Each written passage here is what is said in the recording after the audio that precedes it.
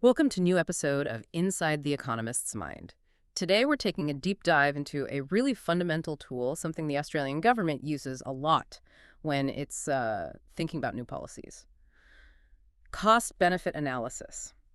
CBA for short. hmm Think of it as, well, the government's way of systematically weighing up the good and the bad of different options, right? Exactly, yeah. Mm. We're going to unpack what CVA actually involves, look at why it's such a key part of the whole decision-making process here in Australia, and show how it gives you a kind of structured framework for tackling these often really complex policy choices. And to really, get under the hood, we're drawing on the Australian government's own guidance on cost-benefit analysis. The latest version's from July 2023. That's right. And it's a really useful document. It gives great insight into the principles and the sort of nuts and bolts of how the government evaluates potential policies. So our mission today, for you listening, is to get a solid grasp of the core ideas behind CBA. Hmm. What are its strengths? What are the challenges in actually doing it? Yeah, basically giving you a shortcut to being, well, properly informed about how these big government decisions get made. Okay, let's start unpacking. What is cost-benefit analysis in, simple terms? It sounds pretty straightforward, pros and cons, but I suspect there's a bit more to it. You're right, there is. I mean, at its heart, CBA is a systematic way of looking at all the impacts, good and bad, that a proposed policy might have. All of them? Well, ideally, yes, Yeah. on the community, the economy, the whole picture. And what's really important is that it tries to look beyond just the, say, immediate financial stuff. Uh-huh. It tries to consider the wider consequences, the knock-on effects for everyone. Right, so seeing the whole picture, not just the first thing you spot. Precisely. And the goal, whenever possible, is to actually put a monetary value, a dollar figure, on these gains and losses. Okay, why do that? Well, it helps provide a more objective way to compare different options. But look, even if you can't put a precise dollar figure on everything, and often you can't, the CBA framework itself still makes the whole decision-making process much clearer. It forces you to think systematically. And why bother trying to put dollar values on things? What's the real advantage? The fundamental reason, really, is that CBA helps us understand how efficiently we're using our resources, society's resources. Efficiency, okay. Yeah. By adding up all the benefits in dollar terms and subtracting all the costs, again in dollar terms, for everyone affected, you can see if the proposal leads to a net positive outcome overall. So if the total value of the gains is bigger than the total value of the losses. But then it suggests the proposal would actually make things more efficient, better use of resources for society. That makes sense. So, okay, why has CBA become such a standard tool then? Why does the Australian government find it so useful? What are the specific plus points? Well, there are quite a few key reasons. First off, it gives decision makers a really comprehensive view of what a proposed regulation is likely to do. It brings together quantitative data, the numbers, and more qualitative information too. So it's not just about crunching the numbers then. Oh, absolutely not. I mean, putting a monetary value on impacts is a big part, sure. But CBA also really pushes for this wider look at all the potential upsides and downsides. Right. And this helps avoid decisions that might, look good for one particular group, but actually cause big problems for the wider community. That sounds like a good check against sort of narrow interests driving policy decisions. Exactly. And another thing, CVA provides a consistent method for assessing different proposals, a standard approach. Ah, so you can compare apples with apples, more or less. Yeah, it promotes comparability. Yeah. It means the government can compare different options more easily, set priorities maybe more effectively, and ultimately make more consistent decisions across different departments or policy areas. Consistency must be pretty important when you're dealing with public funds. It really is. And another big plus is that CBA helps us see the connections, the linkages between different parts of the economy. How so? Well, think about, say, a policy to improve workplace safety. The direct effect is fewer accidents, right? Mm-hmm. But that could also lead to lower healthcare costs down the track. That's another economic benefit, and CBA helps you capture that. Okay, seeing how it all sort of interconnected. Exactly. And it also helps find the most cost-effective way to achieve a goal, because it forces you to look closely at all the costs involved. Right. And finally, even when it's really hard to get precise numbers, the whole process of doing a CBA makes the underlying assumptions and the judgments transparent. People can see how a decision was reached, what went into it. Okay, so it's this thorough, consistent, transparent way to evaluate options. Now, that guidance document you mentioned, it lays out 9 steps for doing a CVA. 9 sounds like quite a lot. Can you give us a quick run through? Sure, it does sound like a lot, but they provide a pretty logical structure. Step one is basically specifying the options. What are we actually considering? And crucially, this includes a do-nothing or base case option. The what happens if we just carry on as we are scenario. Exactly that. Step two is deciding whose costs and benefits actually count. Who are we including in this? For most federal policies in Australia, the focus is usually national, impacts on Australians. Makes sense for national policy. What's next? Step three involves identifying all the likely impacts for each option and figuring out how to measure them. Remember, we're looking for the incremental effects, the differences compared to that do-nothing base case. Right, the additional costs and benefits. Precisely. Step four is then predicting these impacts over the life of the proposed policy or regulation. The guidance suggests being cautious about going too far out, maybe 20 years max usually, because predicting the future gets very uncertain. Yeah, crystal balls are always a bit unreliable. Aren't they just? Step five is where we try to monetize those impacts, put dollar values on them. Okay. Then step six is really crucial. Discounting. This means adjusting future costs and benefits to get their equivalent value in today's terms. Why do we need to do that? Isn't a dollar tomorrow worth a dollar today? Well, no, not usually in economics because of the time value of money. Two main reasons, really. First, people generally prefer to get a benefit sooner rather than later. That's time preference. Okay. And second, money used for a policy today could have been invested elsewhere and earned a return. That's the opportunity cost. Discounting brings both those ideas into the calculation. I see. The Office of Impact Analysis actually suggests using a central rate of 7%, but also testing rates like 3% and 10% to see how sensitive the result is. Right, checking the assumptions. So we're translating future money into today's value. What's step 7? Step 7 is calculating the net present value, the NPV, for each option. Simple idea. Just the total present value of benefits minus the total present value of costs. And if it's positive? A positive NPV generally indicates the policy is expected to improve efficiency.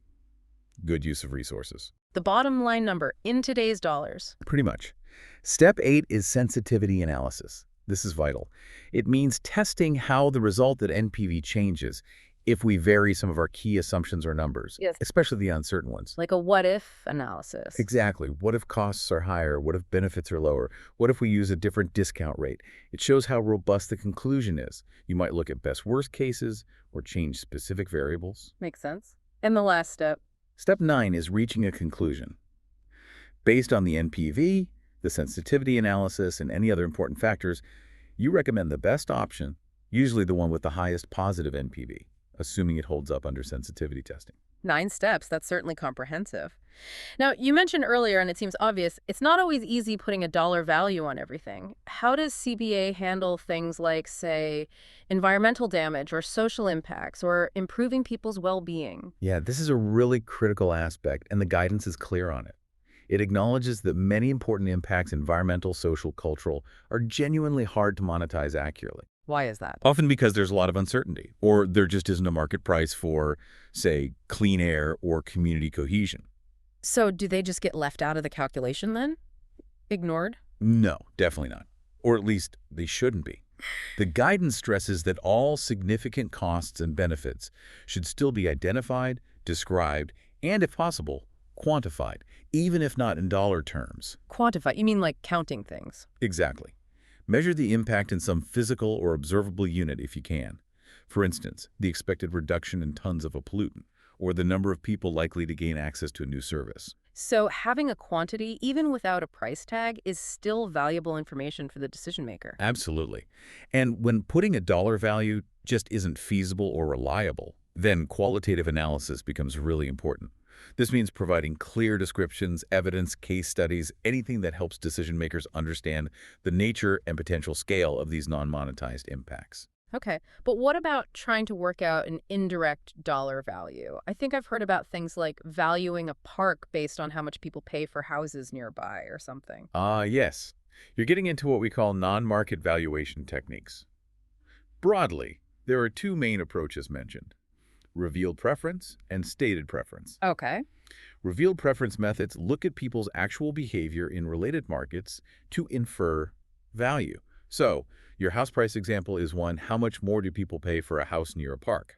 Or, how much time and money do people spend traveling to a recreational site? That tells you something about its value to them. Right, like detective work using market clues. Kind of, yeah.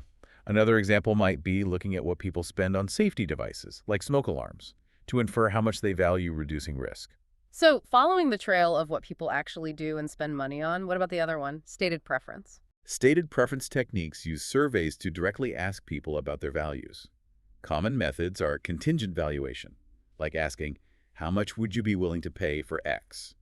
And choice modeling, where people are given hypothetical scenarios with different attributes and asked to choose. So you just ask them. That sounds simpler, maybe. It can seem simpler, but comes with challenges. People might not have well-formed preferences, or they might give answers they think are socially desirable, or they might just not take a hypothetical question that seriously.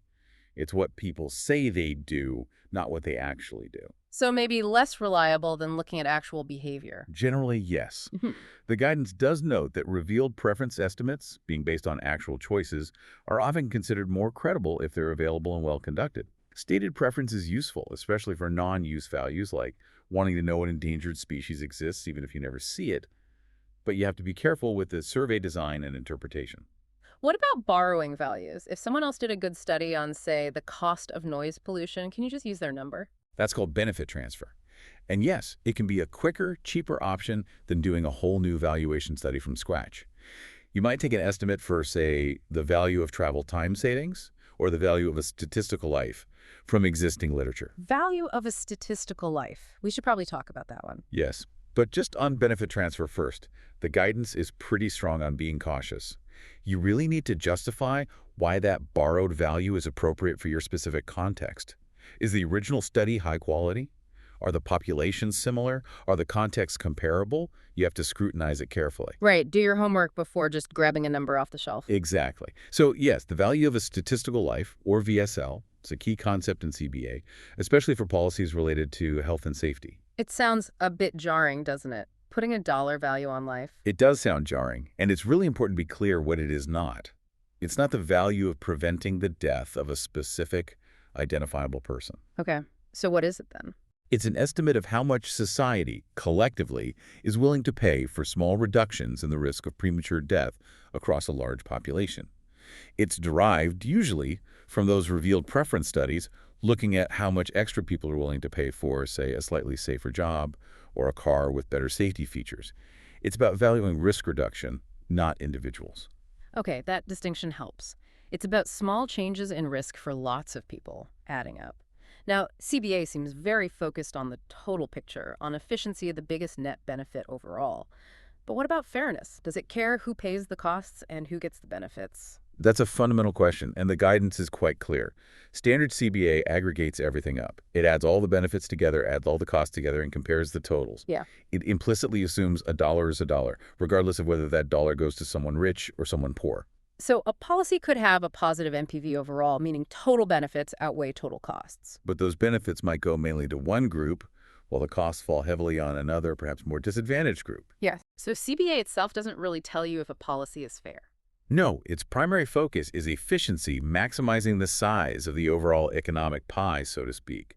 But, and this is crucial, the guidance emphasizes that distributional effects, equity, fairness, these are incredibly important considerations for decision makers. So CBA provides the efficiency analysis, and then policymakers need to layer on the equity considerations separately. That's generally how it works. While CBA doesn't solve the equity issue, it can provide valuable information for that equity assessment. A good CBA should try to identify, where possible, which groups in society are likely to gain and which are likely to lose from a policy, and maybe the scale of those impacts. So it maps out who the winners and losers might be. It can, yes, if the data allows.